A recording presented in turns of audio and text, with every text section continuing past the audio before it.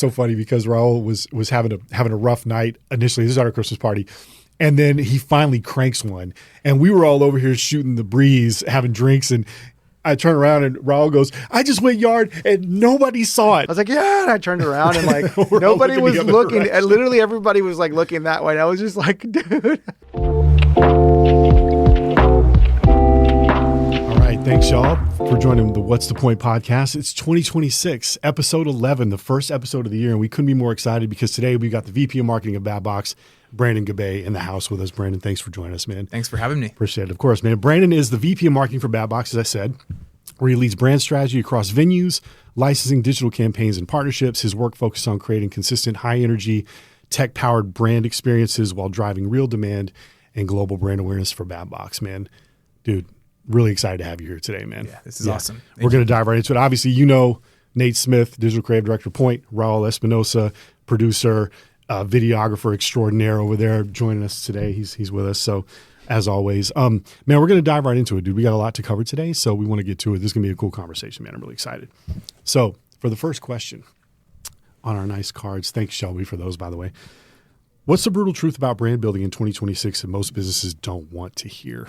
I think that there's not a lack of creativity in the market. There's really talented marketers. There's so many resources and tools.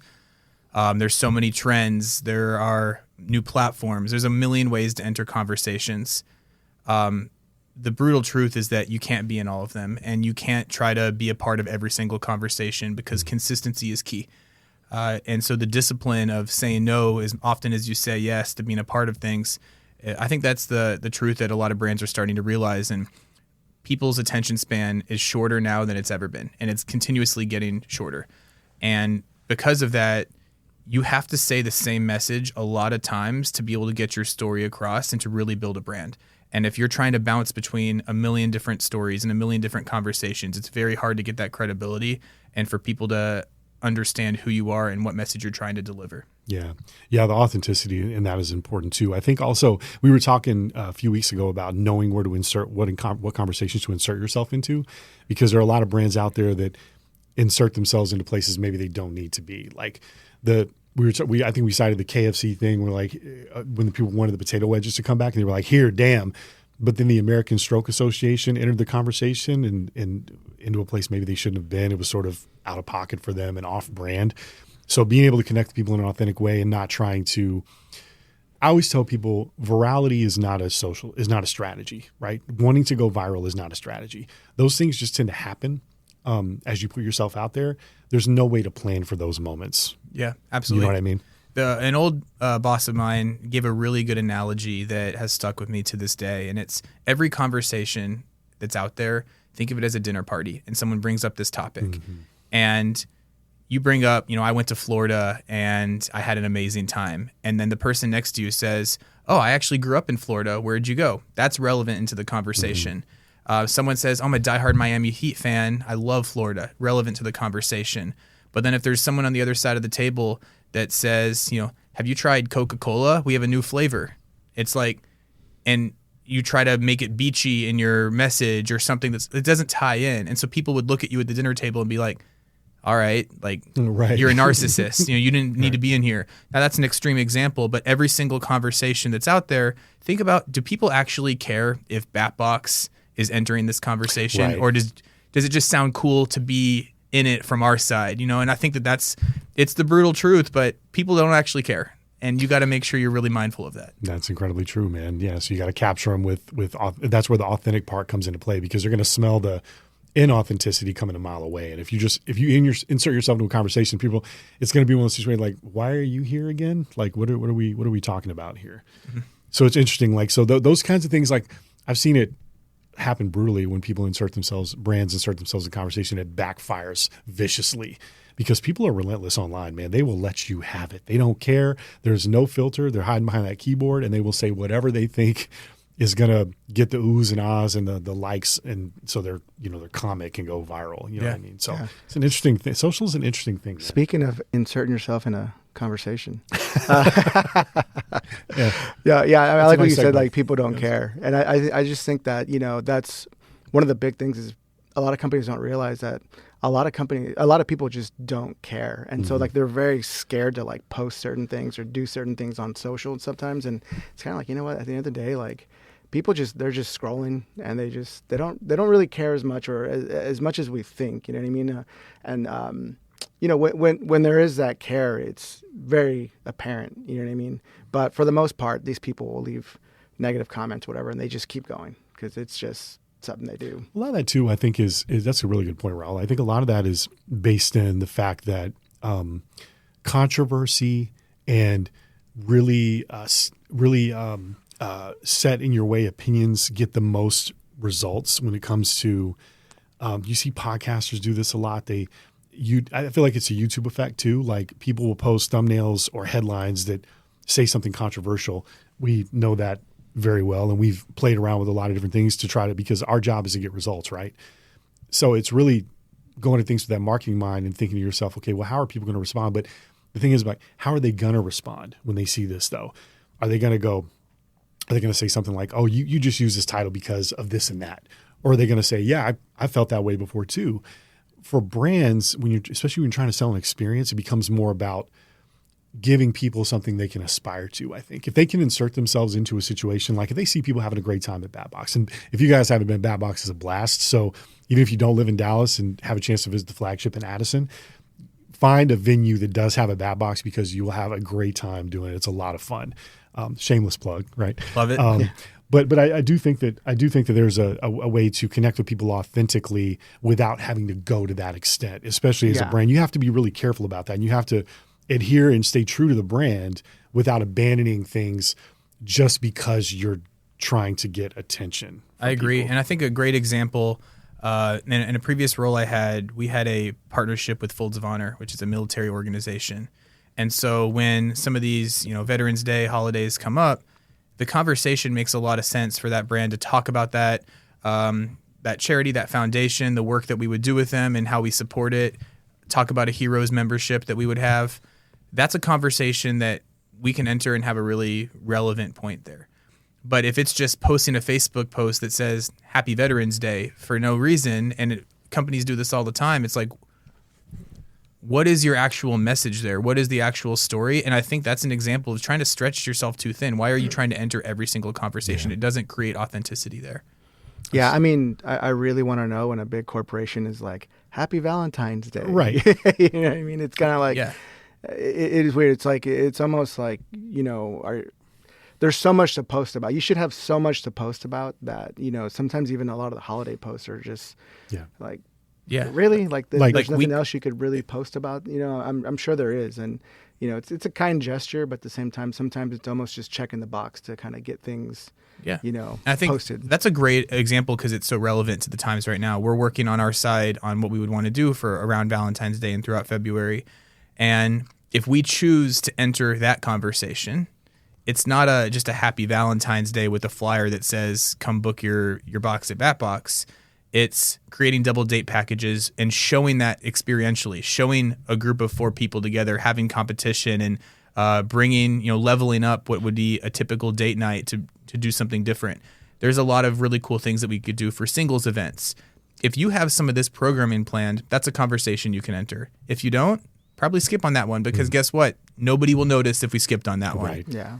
Whether we think so or not, nobody cares. Yeah. But it's the FOMO, like fear of missing out. It's hard. And it's like, but sometimes it works against you because it's like, if you don't have anything valid to say, then it can come off that way, like, again, like a big corporation, like Happy Valentine's Day. I'm like, it's a little weird, but yeah, you're right. Yeah. Like if you can incorporate, date night, things like that, like bring business in, makes total sense. Yeah. And that's why email marketing is so hard because traditionally email marketing was going to be sending you a happy birthday or a happy Valentine's Day. And it's like an offer in there. It's hard to storytell really well with email marketing because people rarely even read those now. Like there's so much clutter with brands messaging you. And it's why some of these trends that have shifted over the last few years is you really, if you're an experiential brand like we are, short form video, a lot more relevant than something that's going to be SMS or email. And you have to have a place for all of those platforms, but really understanding when to use them is important. Good stuff, man.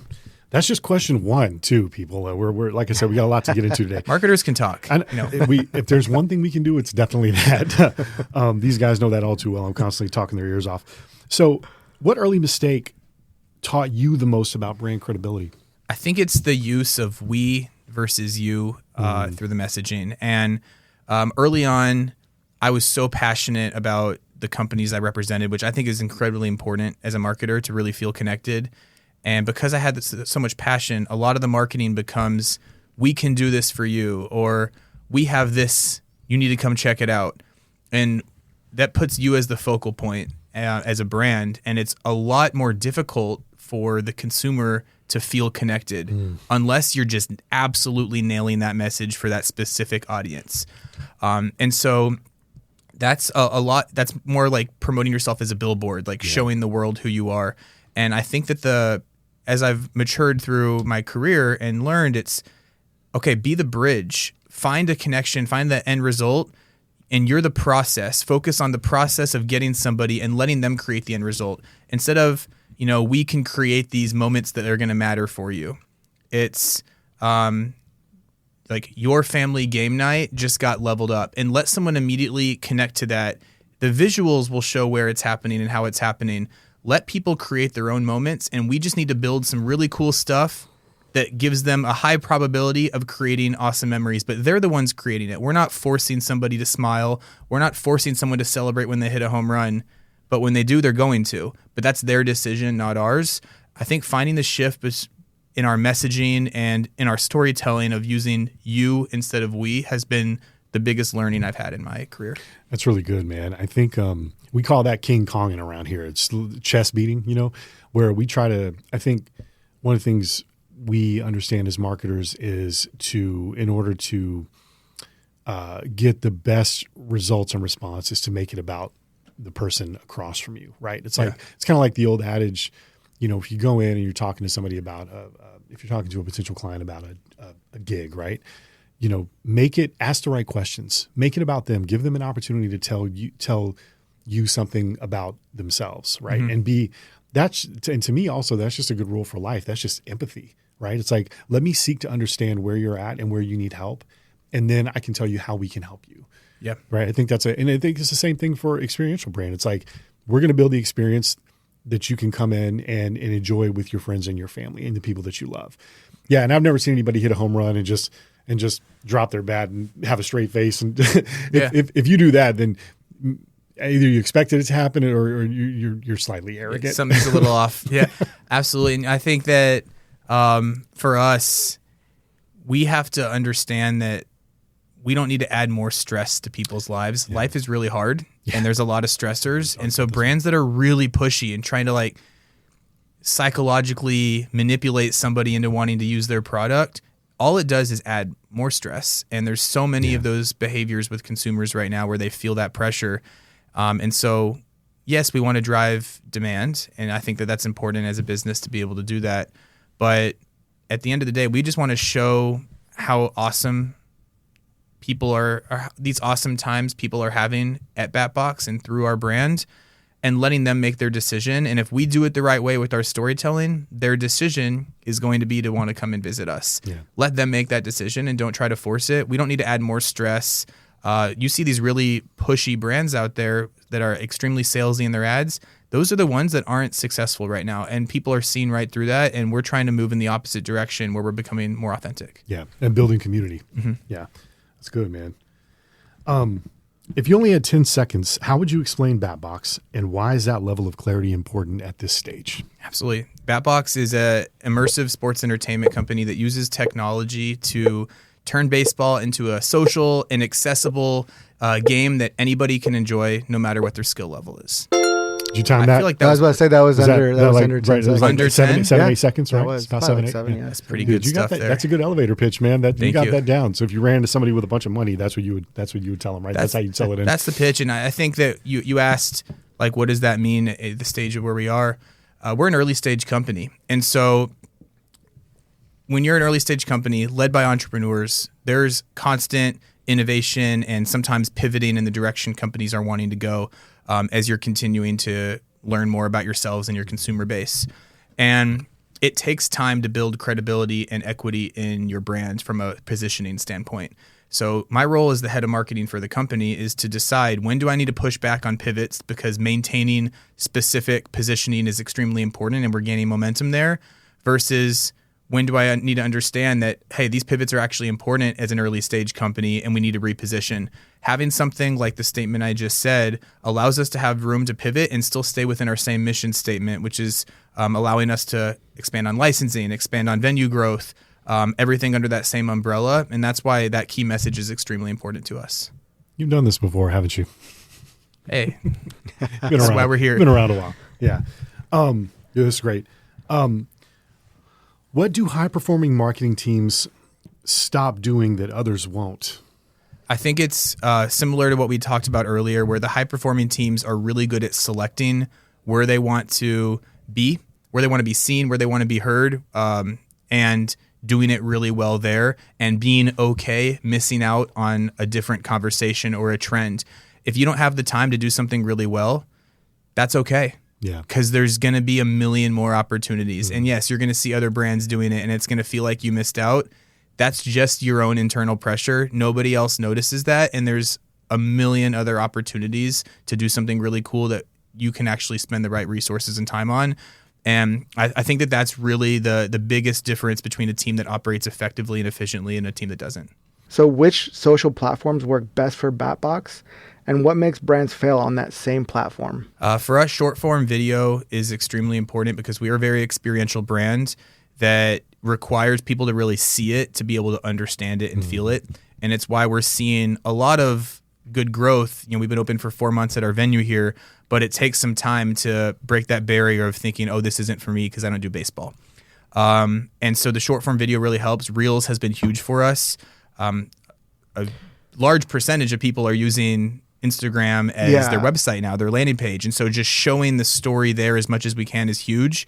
If you had asked me a couple of weeks ago, I would have said TikTok as well. But TikTok has not been the same for the last few weeks. No, it has to work out. It's an awful experience.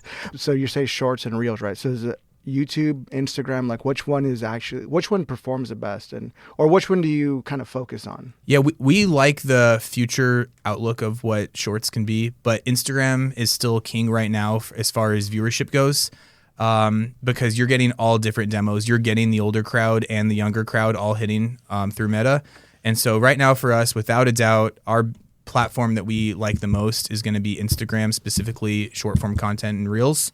And where I think brands sometimes miss is they try to have the same social strategy and same content strategy across all platforms, but you really need to understand the audience and the way that they consume content and digest things is extremely different across different platforms. TikTok and Reels are similar, same with Shorts, but there's still difference in the algorithm and the way that you reach people. And so if you can't spend the time to really curate specific content for each platform, choose the ones that perform the best for you and only focus on those. That's what we've started to do. We choose 2 or 3 platforms that we know will work for us, and we spend our time building those up to do really well instead of trying to split between 7, 8, 9 different social platforms, because there's a million of them and there's going to be more that are rolled out, throughout the years. Yeah, I like the way you said about the audience too, right? You had like the younger and older, because I think a lot of people just kind of jump to Instagram because it's Instagram, that they use it personally. And I just think that that may not be, the viewers the audience that you're looking for, but that's what they're used to and that's what they go to. So it's cool that you consider that as well, like when doing that, because some people just want to post on everything all the time. And I just feel like that's just not a good strategy at all, because there's just different viewers on different platforms. You brought up a great point that I'd love to speak to there. We have executive meetings right before board meetings, and all those took place last week. And this was a topic for us. A bunch of different ages of people with different hobbies, different ways they digest content, all in the same room. It's very easy for any business, any leadership team, especially marketing, to immediately feel like they are the target audience and that their behaviors is exactly how everyone else's behaviors are going to be. Yeah. Now, I know that I'm one of the audiences for BatBox with who I am and what my demo is and my background, but I'm not the entire audience. And so I can't just do marketing based on behaviors that I would consume myself. You really have to get yourself out of that and kind of forget about yourself and use insights and data to guide that, because I think that that's one of the most dangerous things that happens is you're in a boardroom with a bunch of executives and you are all saying, no, this is how I digest things. Yes. But you aren't always, sometimes, but you aren't always the actual consumer. Right. And you have to be able to separate from that. It's really hard, It's very difficult. but you have to be able to do that sometimes. That's that marketing objectivity, right? It's really important to be able to rein that in because I think subjectivity is such a strong thing, and because you could be passionate about something, you want things to go a certain way, you try to put that lens onto everybody else. And that's not the case. We preach all the time around here, like even with our own stuff, we're like, okay, if we're going to, that's where intentionality becomes really important because if we're going to say, okay, we're going to focus on 2 platforms, right? And here's the messaging for each because we know that these people play in these spaces. I'm of the mind that's why I like the digital in front of my title because it's more than just being a creative director. It's about understanding that the insights and the data drive every decision that we make, right? It's not, yes, it's about making beautiful things, creating beautiful experiences, making things look fun, right?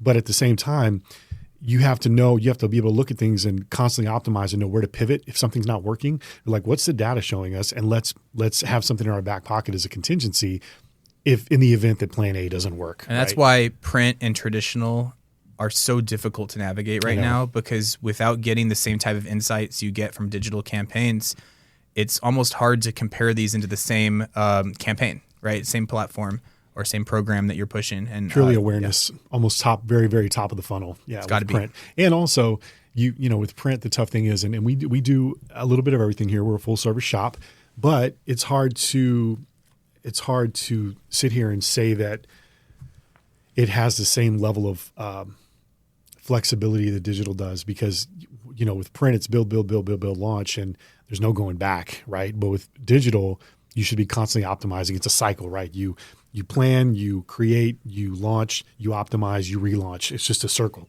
Yeah. It's like this all the time. I think for certain brands, it's different. Something I'd like to, continue to speak to on this topic is most of my career I've spent with brands where our personas that we target, our target audience is almost everyone. And at first glance, right out of college, I was like, that's awesome. We can market to anybody. It's actually really hard to do that because personalization is so important. And we see this at BatBox right now. We're an awesome place for birthday parties. We have so many birthday parties for 10-year-olds, 11-year-olds, and 12-year-olds. Mm-hmm. But if you push that to somebody who's 32 with no kids and looking for a social outing, it will make it seem like it's not a place for them. But that's the majority of our people actually are coming in are these young adults, corporate and social young adults. And if we push that too much in the bar element and it goes in front of a parent that is looking at a place for their kid for their birthday party, it doesn't make sense. Now, BatBox is a place that both of those have an awesome spot at BatBox. And they're absolutely super welcome there and they would love it. But you have to personalize that message. With print, it's really hard to do that because it's one message that can be seen by really anybody. With digital, it's become a lot easier for you to segment those audiences and give them a personalized approach, which is not just better as a business, it's way better as a consumer because it is a great place for birthday parties. I want them to know that. They deserve to know that because they would have a blast. These kids love it. But if we turn them off before they can, they've missed out on what would have been maybe their favorite birthday party. So we want to make sure it's something that's really good for the consumer and for us as a business. Digital makes that a lot easier. Yeah. It's funny. We were talking about TikTok a minute ago. I think also one of the reasons that, and I don't always big up Zuck, but he has built a system where, when it comes to Meta's targeting tools, man, you can just get so granular. It's just so much better than anything else that's out there. And say what you want about the experience of Business Suite. It has its ups and downs, right? Yeah. But when it comes to targeting, man, if you can hone in on those things, man, you can get really great results if you know how to target people, right? But I think, that's an interesting thing. Like, how do you message things whenever it comes to, trying to say, hey, this is a place you can bring your kids, but also there's a spot for you in case you just want to let the kids pop in the box and then you want to go over and watch the game and have a beer, right? You can do that, right? So, but it's hard to be able to hone in on those specific things. You have to be really, and again, it just comes down to that hyper intentionality. What are the things we know people need to know about this to be able to come and have a great time with, whether it's with their friends or with their family, and how do we do that in a way that's succinct and tight, because people's attention spans are what they are, man. So they're not going to watch a super long spot salesy ad for a place, you have to be able to get those things across quickly because most of these people are just scrolling the feed, man. And they're not taking the time to go look at your profile. They might, but they're seeing something, they're liking it, and they're moving on. And that's a perfect, full circle of why it's so important for us that we focus on the process and not the result, because the result might be this was Billy's favorite birthday party he's ever had, or this was, Brandon and Jess's best date, social double date, triple date they've ever had. Two different results, same process. They went into BatBox. They did something maybe out of their comfort zone. They had social competitive nature and they did this experience. Maybe they ate and they, had the TVs going, the music was going. That's the process. And it was the same whether it was Billy's party, I think that's the name I used, or it was Brandon and Jess, right? It was the same process. So that's how we message it and that's consistent. Yeah. Let them create their result. We focus on the process. That's how we can do it. If you focus only on the result, it's really hard to personalize it. That's a really good point. Also, I'm going to go off script real quick. Why is it that every time you say some nondescript little kid's name, it's always Billy? Billy Baseball, it's always man. Billy. Just it felt right. And then the funny thing is like, here's the funny thing. You rarely ever see a grown man who goes by Billy. It's always William or Bill. The Y gets dropped at some point. Like, how soon is it before the Y gets dropped when your name is Billy as a little kid? Is it like when you become a teenager? Billy in the comments, Bill, William, whoever it is, let us know. When did it happen? Yeah. Also, when did Bill become the nickname for William? Why isn't it just Will? I never Why is it Bill? That either, these are really good questions. It's thought starters.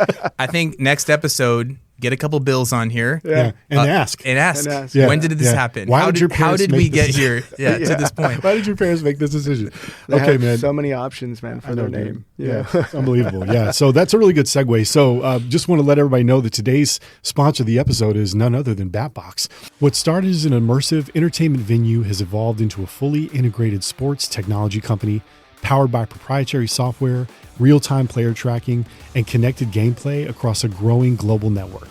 With flagship venues, licensed partner installations, and compact self-serve stations, BatBox is built to scale across sports, hospitality, and entertainment spaces. Backed by over $10 million in funding and nearly 100 simulators live across the US, Canada, and Latin America, BatBox is defining the indoor baseball category, turning underutilized spaces into community-driven experiences where casual fans and serious athletes can play together. So grab your friends and fam and go check out BatBox today. More than 10 seconds, but still really good. Yeah, right. Yeah. Well, we got to be able to show things. You know what I mean? It's great. All right, man. So we're going to jump into this. So we're now reaching the second half of the episode, right? All right. If your goal is growth, what's the only type of content that actually brings in new clients? I feel like we've kind of covered this a little bit, but if you want to hone in on it a little bit more. It's storytelling. And I think that when you can show that it's, there's two parents that have constantly been chaperoning their kid to a baseball game and sitting in the bleachers and they're spectators and they're chaperones and they're fans. And we take down that fence and now they're players and they get to play on the same field as their son and their daughter at BatBox. When you have a company that is looking for that culture and that team building, which has been really hard since 2020, and you can show that they've been able to accomplish that through an event at BatBox, I think that the storytelling allows people to resonate with them. And, the biggest piece of our brand isn't our flagship venue just here in Dallas. It's our licensing. And we're scaling out this concept to operators all over the world, family entertainment centers, standalone concepts that want to just bring baseball entertainment to their communities, sports stadiums, hotels, casinos, resorts. Every single operator that's wanting to bring the BatBox Suite concept to their community, they have a story. They had this dream, this vision, this mission of them that they wanted to deliver something to their community, and that's why they have created this business of theirs.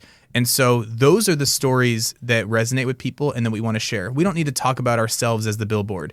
Tell that story, and people will create that bridge, and they'll understand, hey, I want to get there too. This is how that person got there, and maybe they come to us to get there as well. So storytelling is the most important thing for us as a brand. Yeah. Yeah, that's great, man. How much should competitor analysis influence your strategy before it starts hurting your brand? I think that's such a sensitive line where you want to be really careful on. Competitive analysis should be really good for awareness to know what others are doing and talking about, but not necessarily driven into strategy. And you don't have to follow everything. And I think that there's a very different answer based on whether you're a challenger brand or you are leaders in a category. And indoor baseball entertainment is a new category that we are leading. We are leading that through technology, through scale, through development. And as the leaders in that category, we need to be aware of what others in the space are doing, because that's extremely important, because you have to understand, do consumers like that or do they not? Yeah. And that will help fuel your growth. But you don't need to copy, and you don't need to do the exact same thing. Pave your own path.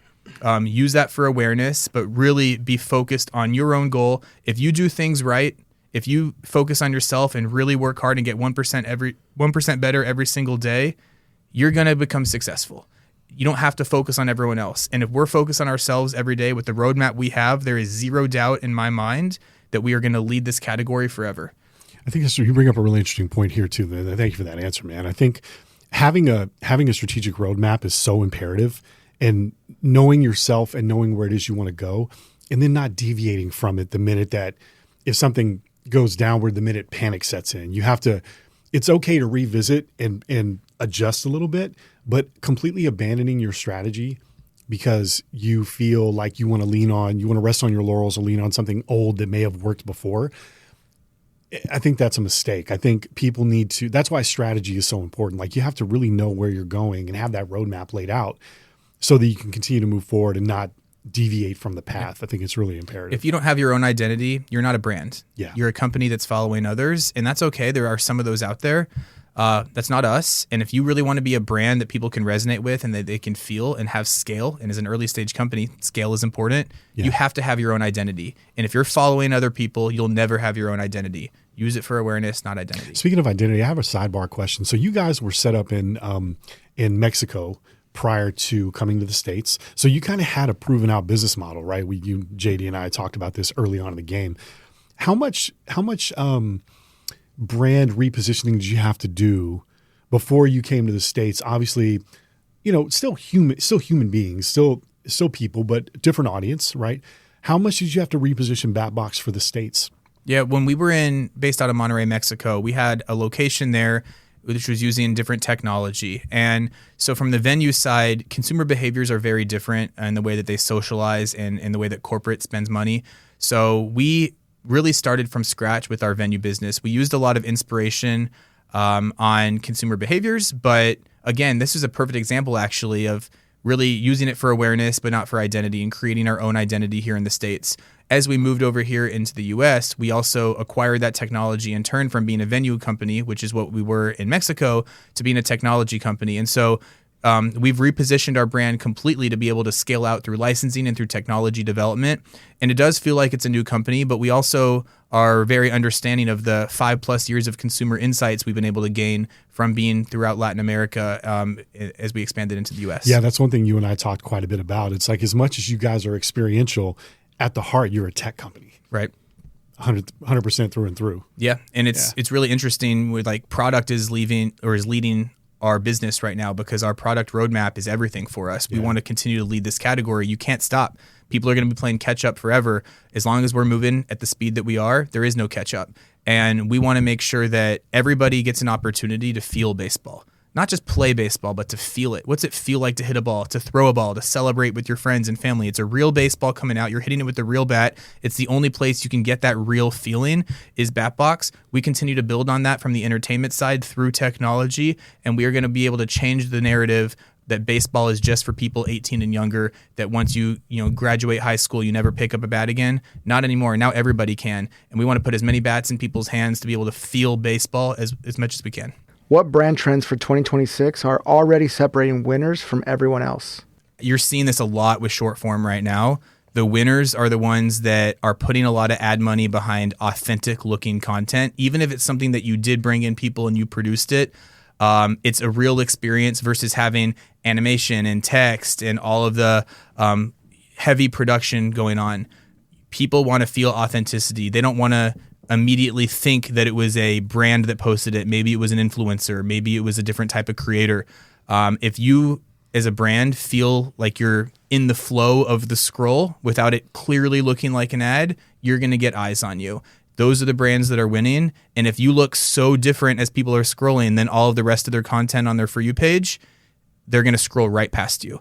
And so the brands that are winning are the ones that are preventing that immediate scroll through because it feels natural into people's feed.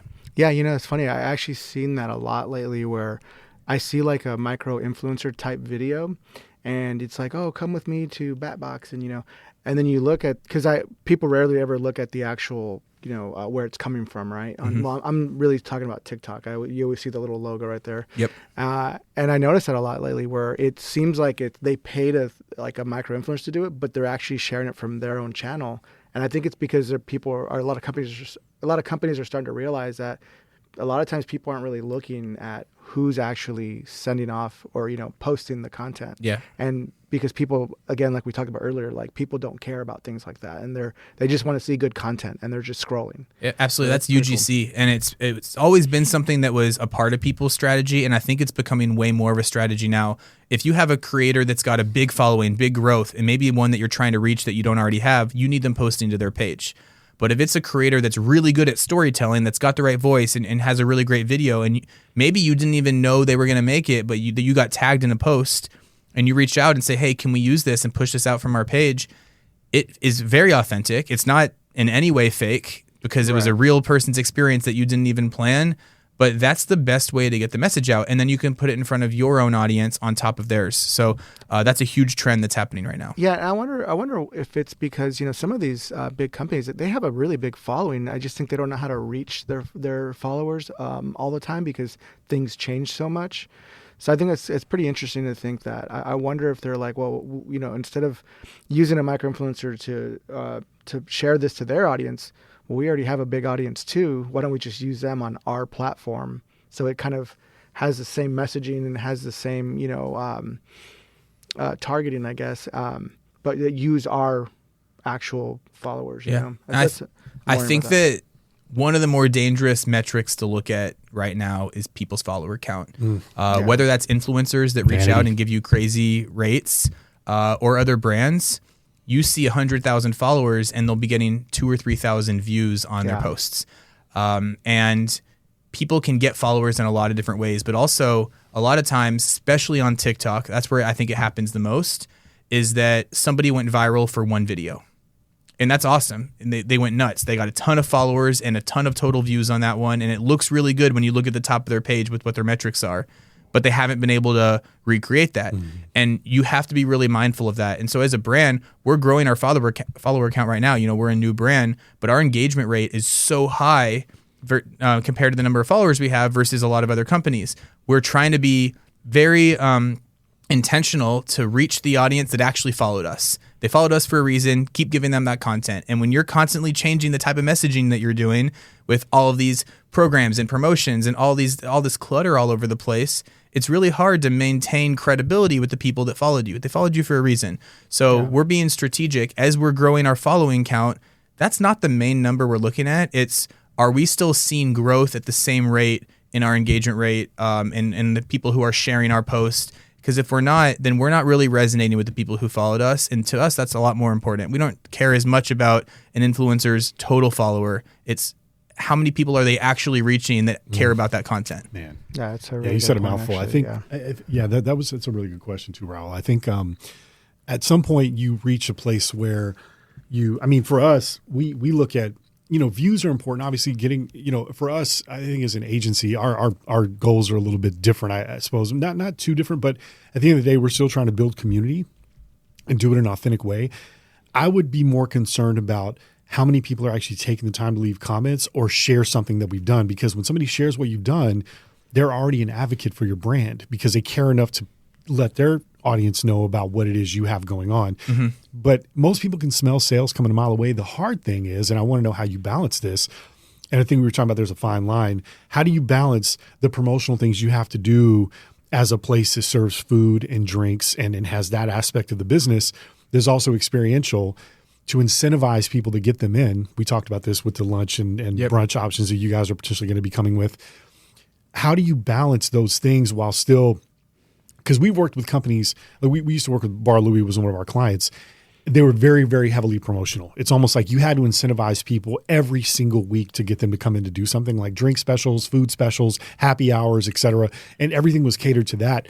But they weren't really leaning into this because we were running their social, so it wasn't really at our behest, but it was a hey, you guys should lean into storytelling a little bit more and start to talk about how the gathering of people can be can create a sort of magic that, you know, because when people are breaking bread and having drinks together and doing those things, that's where all the great parts of life happen, right? Mm-hmm. So how do you balance being heavily promotional versus showing people the experience that they can have with people that they care about? Yeah, absolutely. I think it's a different approach to that answer based on whether it's organic or paid. You can be a little bit more promotional on paid, especially if it's a short-term promo that you need to get the word out fast. We like to use our feed organically for things that are going to be lasting a longer period of time, and use our stories and use our paid for a little bit more of the promotional stuff. Reason is that our Instagram page specifically, it's not only for our venue here in Dallas, it's all these potential people that want to bring Batbox to their communities, and they're bringing the play aspect. So we want to show play as much as we can on our feed and then show the rest of the F&B promotions through other channels. But I think a perfect example, one of the posts that have performed the best for us in the last few weeks is when we were promoting our $15 pitchers. It's a great price. It really is a great value. There's a million sports bars in Dallas. I'm sure some of them have the same price pitchers as us. Some of we're better than some too, but that doesn't really like stand out. Even though it's a great price, it's hard to drive someone in if it was $15 versus someone else who had a $16 pitcher. And so what we did, instead of just making an ad or a flyer that said that, is we showed somebody swinging and they missed, but they were cheersing right behind, and it said this and a $15 pitcher, which was really fun because it's like, hey, doesn't matter, I'm just out here having a good time, drinking some beers with the friends. That's the way that we would promote it. You storytell and you let people kind of like naturally find out, oh, it's a $15 pitcher. It doesn't say come and enjoy our $15 pitchers, but it's there. The message is there, and if that video resonated with somebody, the message is going to stick as well. And that was a big learning for us because it performed super well, and now we're starting to do that as much as we can. So I got an idea for you. Pitchers for pitchers. Sounds good. Yeah. Pitchers for pitchers. Yeah. Show the pitching challenge, and then show the beer. There it is. There, done. Check it out on a Batbox Instagram page. You can just make the check out to me. No, I'm kidding. But what I was saying, so that begs another question. Like, we talked a lot about this. You talked about being able to walk into and then we'll move on to the next couple questions because I told you we weren't going to keep you all day. But the play like a pro versus play like a kid. People want to push that play like a pro. It's like, okay, but that comes with a lot of pressure. What about playing like a kid where you could just, we talk about the video of the kid walking up and doing the dance at the, and doing cartwheels down to first base after they get a hit or smack the tee, the ball off the tee, which are so fun. And we talked about taking the pressure out of it and just saying, and that's a good way to do it, is say, hey, just come have a great time. Here's something you can do, a way to unwind after work or something. Come hit a few balls, see how you can do, and have a picture with your buddies or your friend, your friends or whatever from work. And it's a great way to do that. Talk to us a little bit about the play like a pro versus play like a kid, because I think it's something you're really passionate about. And I want people to hear that from you. Thank you. I am passionate about that. I know you are. I think it's really easy to see a concept like ours and be like, you can be a pro too.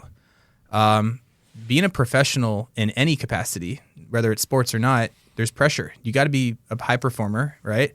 Yeah, I mean, everybody feels it. If you're a professional baseball player, you swing and miss a couple times, you're getting booed. Yeah. You're not getting celebrated. You're not getting laughs, right? You're not having fun. You might get sent down. You might get cut if you're not performing at a high level. Your only focus is on gameplay if you're a pro. That's the only thing that matters. That's the only thing people care about. When you're a kid, there's the orange slices after the game. It doesn't matter if you're the most athletic person in the field. I go to my nephew's soccer games, and sometimes kids are running the wrong direction. It's okay because the parents are having fun. They're laughing. The kids don't even know. They have just as much fun as the ones who are scoring all the goals.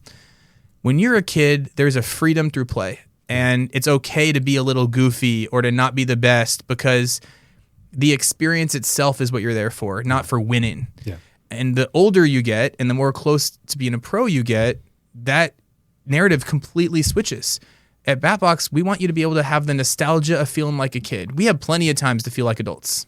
Okay? If you're a kid and you're going to Batbox, be a kid. Yeah. Have a blast. Enjoy your youth. And if you're an adult, here it is. You get to do it again. You get to feel the nostalgia of just being out there with your friends, your family, and just having a good time. Who cares if you hit it or you don't? Go back there, grab some food, grab a drink if you're of age, and just have a great time. We want people to feel their youth. We don't want them to have to feel like a professional again. I mean, we do that all day. I know. And that is what we're trying to switch in the narrative, and it allows people to just have a good time. Yeah. I asked that question because I the first time that because we talked a lot about nostalgia the last time we talked about this.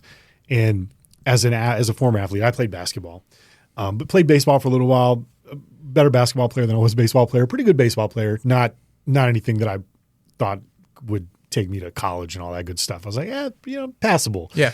But as an athlete, I understood that feeling. And even if I wasn't an athlete, I would understand things that take me back to my childhood and being a kid. Like when you first said that and you gave that piece, I kind of welled up a little bit, man, because I started thinking about my life as a kid and all those things, the Gatorades and juice boxes and the chip bags, the Fritos chip, the big Fritos bag pack when I was a kid.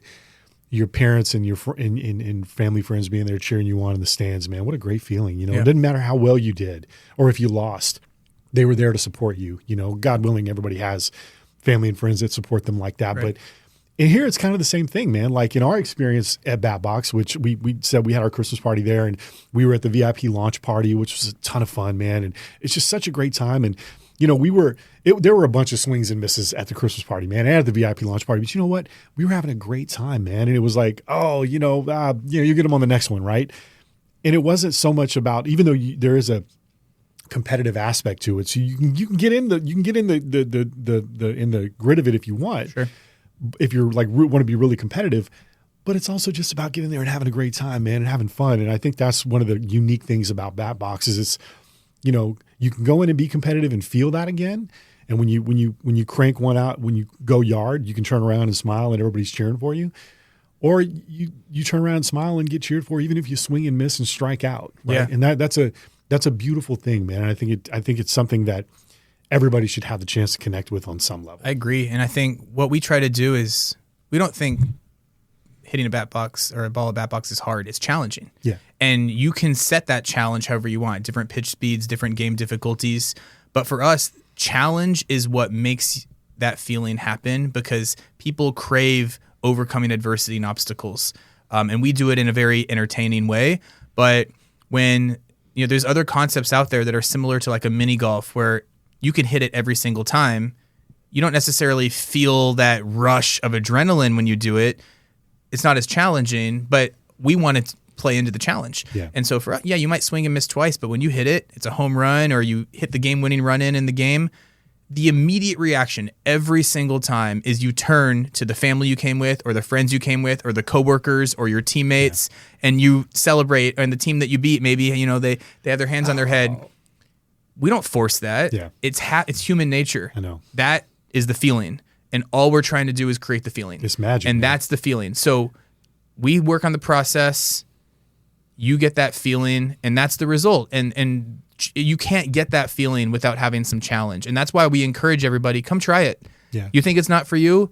You're going to have more fun when you overcome the challenge because you didn't think it was for you. And that's the surprise feeling that you're going to have. And that's why we encourage people to come in and do it. I think that's one of the cool things about having the tech too, like showing the game on the screen, like showing how things happen rather than just being in a batting cage. You get to see what happens when you get to see the ball, go out of the park, right? You get to see it happen. And there's a visceral thing that happens between you when you do that versus what you're seeing on the screen. And it makes it a really immersive experience, which I think really is a smart way to do it. It really plays into having that feeling is you get to see it happen in front of you. Yeah. It's everything that's great about a video game because it's all gamified and in front of you. Yeah.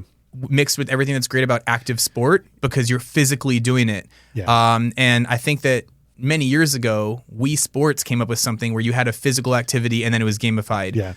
The tennis we've got the 2026 version of that right now where it's a real ball coming and you're actually hitting it. But that's the whole idea is like take active, take play, combine it with this awesome video game technology. And as we continue to innovate, it will continuously get even more immersive for everybody. And you get the stats after the game, so you can see how well you did. So like at the Christmas party, at the VIP party, I was striking out left and right, man. But I finally got my rhythm down. with the faster pitches because we went up to 55. All right. And I hit 620. I'm batted 625 at the Christmas party. I mean, you're the best baseball player of all time at that point. I got an anecdote. Raul, it was so funny because Raul was having a rough night initially. This is at our Christmas party. And then he finally cranks one. And we were all over here shooting the breeze, having drinks, and I turn around and Raul goes, I just went yard and nobody saw it. And we were all laughing and just having a great time, man. And it was just fun. But we have it in the video from one of our reels, and his smile was as big as day, man. It was a fun feeling. We were high-fiving each other, man, and just having a great time, dude. Yeah. And it was just so much fun to have that, to just be carefree that way and just kind of let everything go and just have a great time. Well, I got to ask, I'm flipping it back to you now. When that moment happened and you made contact and you saw the ball fly and the camera, it goes to like a slow-mo, on our screen as you hit the home run. That was probably an unexpected rush of feeling that you had in that exact millisecond, right? Oh yeah, it definitely was. And I think the main thing too is I've never played sports at all. And so I was like, there's a couple people here that are really into sports, and I was like, oh man, they're going to just tear it up, and I'm just going to go on there. And so when I did it, it took me like a while, maybe 10 tries. And I was just like, oh dude, F this, And then when I finally did it, it was just I was like, yeah. And I turned around and nobody was looking, and literally everybody was looking that way. And I was just like, dude. Yeah, nobody saw it. They failed you, but you felt it, and that's the feeling right there, and what we try to deliver. That's awesome. But even when he got out of the cage, we were still like, oh snap! I said, oh no, I turned around at the last minute. And I said, oh, Raul just cranked one because I saw a home run on the screen, and he still came out. We still were giving him he's still high-fiving everybody. Yeah, the stats live forever. We store those, and you get the text after the game. So I know, man. You got the evidence, you got the receipts. Yeah, I do. So how do you spot trends early and act on them before they become oversaturated? Yeah, I think that you got to be uncomfortably chronically online sometimes. I think social listening. Yeah.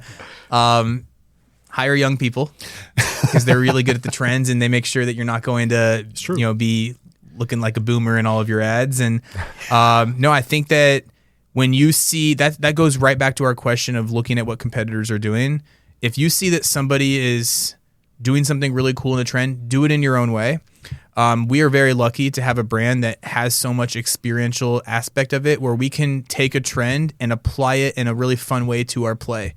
And we did that with a High School Musical audio that we did the other day where my team was recreating High School Musical but doing it at BatBox, which I think was so fun. So it's really not feeling like you have to be in every trend, but when you see one that you feel like makes sense for your brand to enter, decide, is this one that we want to spend our time on or not? And if it is, go all in and try to make this something that's different than every other one. If somebody clicks on that trend or clicks on that audio, you need to look different than theirs. And it goes back to what's going to stop the scroll. If you don't have something that's going to stop the scroll, you get lost and it wasn't worth your time. What's the biggest mistake brands are making with AI right now? I think that AI is a really good resource, but shouldn't lead strategy and lead you too much. And the reason I say that is that one, it's really consolidating ideas that have already happened or people have already thought of into one, and it doesn't stretch creativity quite as much, but you need to use it as a way of honing in on your idea and use it as a resource. I think that what we're seeing right now is that AI thinks faster than any human ever will. It's very quick. And so if you are using that as a way of moving your business, using AI, you're going to move faster than your consumer can understand what you're doing. And I think that that's the biggest disconnect we're seeing right now. And it's really challenging when you're a brand that's constantly utilizing AI effectively as you need to as a tool in order to survive. You really need to use AI as a tool. But if you are pushing your brand forward through AI strategy and constantly moving, the consumer can't keep up with what your message is. And it's way easier to move fast through AI than it is as a human to think. And I think that that's the biggest issue that some brands are having right now is you got to sometimes slow down your growth so that people get what you're doing and understand your story. Yeah, I think also I don't know if you see this, but I think that when people use AI, it's always very obvious and apparent, and the pushes that we're using AI and the messaging of the brand kind of falls short is where I see a lot of brands that are doing that right now. I don't know if you see that, but yeah, definitely. Things start sounding the same. Yeah. Coming to the close here, gang. How do you deal with imposter syndrome while leading brand strategy at a high level? Well, first, and this is really especially for the young marketers out of school, if you don't have imposter syndrome, you haven't challenged yourself. It's totally normal. Everybody has it. At the end of the day, no one knows what they're doing. We're all figuring out life for the first time. Everybody is, right? Imposter syndrome is a healthy thing if you can control it. You need to have your own confidence, and that's the best way to overcome some of this imposter syndrome.